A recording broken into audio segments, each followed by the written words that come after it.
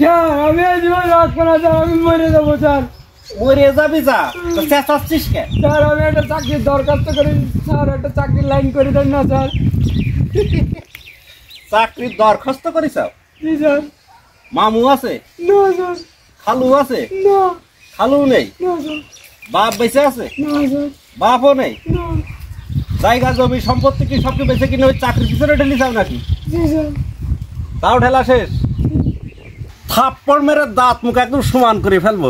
শালা আমার মামু নেই, খালু নেই, মাল পানি নেই, চাকরির দরখাস্ত ঠাপাই গেছে। তোর মাথা নষ্ট। স্যার চাকরির জন্য এক দালালে গেছে 50,000 টাকা দিয়ে ধরা খাইছি স্যার। চাকরির জন্য স্যার আবার ধরা খাইছে গো।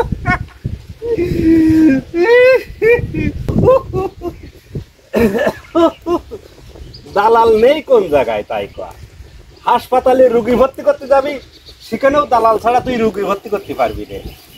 বাসে উঠতে যাবি, 14টা দালালে তো টানা হিসেবে করে তো ছিট দেবে না। গরু ছাগল বেচতে যাবি, তাও তুই দালাল ছাড়া গরু ছাগল বেচতে পারবি না।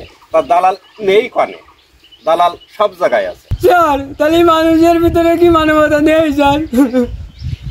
মানবতা না, মানবতা যেখানে ভাই ভাইয়ের বুকে ছুরি মারে, বন্ধু বন্ধুর বুকে গুলি মারে, ছেলে বাপেরে খাতি দেয় না, বউতি স্বামীর ধরে জবি করে দেয়, সেখানে মানবতা না?